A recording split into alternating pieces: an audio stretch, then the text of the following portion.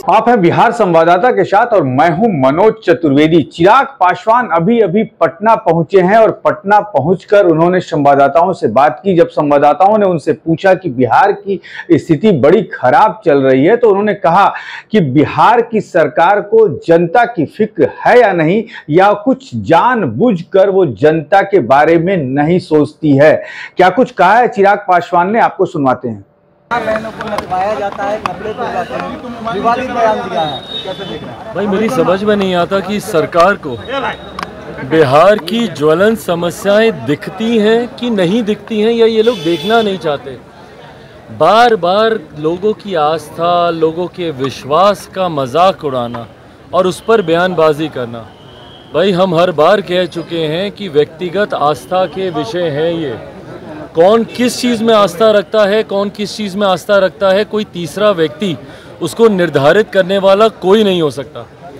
आपकी संभवतः जिस चीज़ में आस्था है मेरी उसमें नहीं होगी, या मेरी जिसमें है आपकी नहीं होगी।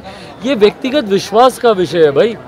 कई लोग हैं जो बाबा पे विश्वास करते हैं, कई लोग हैं जो बाबाओं पे विश्वास नहीं करते। वो छोड़ दीजिए ना उनके ऊपर। सरकार का काम ये नहीं है कि किसी की आस्था, किसी के विश्वास के ऊपर कोई टीका टिप्पणी करे। सरकार का काम है कि लोगों को उनकी ज़रूरतें मुहैया कराए, उनको सुविधाएं दे। क्या बिहार में तमाम और ज्वलंत विषय समाप्त हो गए? क्या पूरी की पूरी सरकार, कौन से बाबा आ रहे हैं, कौन से बाबा नहीं आ रहे, छोड़ दीजिए ना लोगों के ऊपर भाई। लोग देखेंगे, समझेंगे अपना। कोई आएगा, मिलेंगे, नहीं आएगा, नहीं मिलेंगे, ये लोगों के ऊपर है।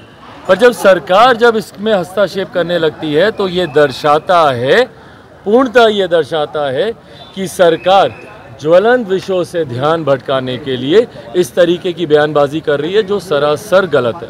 तो आपने सुना, ये थे चिराग पासवान। लेकिन तुरंत पत्रकारों ने जब पूछा कि कौशलेंद्र यादव जो जनता दल यूनाइटेड के जदयू के सांसद हैं, वो बजरंग दल पर प्रतिबंध लगाने की बात करते हैं, तो उन्होंने कहा कि है नीतीश कुमार में हिम्मत, जरा प्रतिबंध लगाकर बजरंग दल पर हमें दिखा दें। सुनाते हैं आपको क्या कुछ कहा है चिराग ने। वो विपक्ष को एकजुट करने जा रहे हैं। बिहार में बंटवारे की राजनीति कौन करता है भैया? किसने दलित को महादलित किया? किसने पिछड़ा को अति पिछड़ा किया? कौन अगड़ा पिछड़ा की राजनीति कर रहा है? कौन हिंदू मुस्लिम की राजनीति कर रहा है? कौन लवकुश खोरी कुर्मी की राजनीति कर रहा है? कौन महिला पुरुष की राजनीति कर रहा है? बताइए। तो जो बिहार को एक नहीं रख पाए, जो बिहारियों को एक नहीं कर पाए, वो आज विपक्ष को एकजुट करने की बात कर रहे हैं। हास्यास्पद है भैया। और कैसे विपक्ष इनके नेतृत्व में एकजुट होगा? कौन सा मॉडल है इनके पास भैया विपक्ष को एकजुट करने का? कौन सी सोच है इनके पास विपक्ष को एकजुट करने की?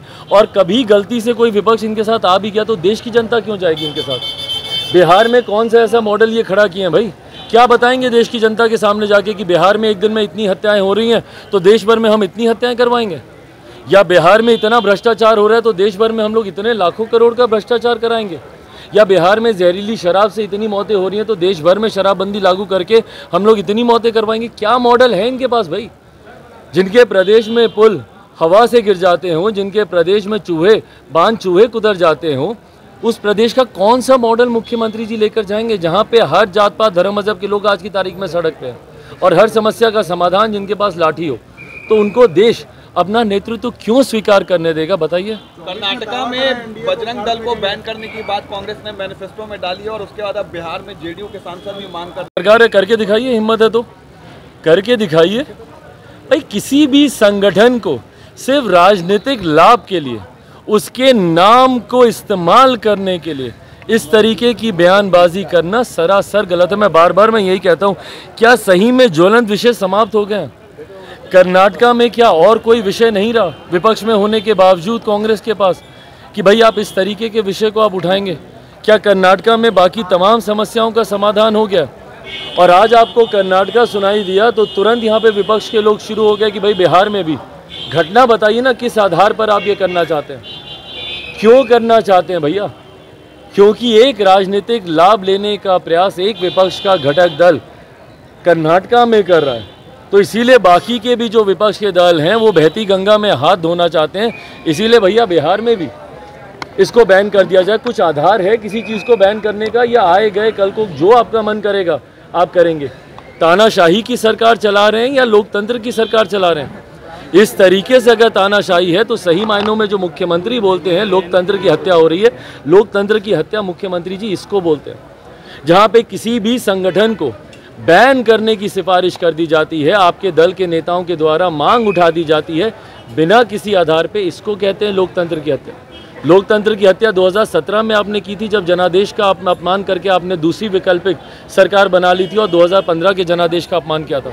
लोकतंत्र की हत्या आज आप कर रहे हैं। जनादेश एनडीए के लिए था, महागठबंधन के सरकार के साथ आप सरकार चला रहे हैं। ये तमाम परिणाम, ये तमाम प्रमाण हैं कि कैसे मुख्यमंत्री नीतीश कुमार जी लोकतंत्र की हत्या करते हैं, कैसे नीतीश कुमार जी की लोकतंत्र विरोधी सोच रही है।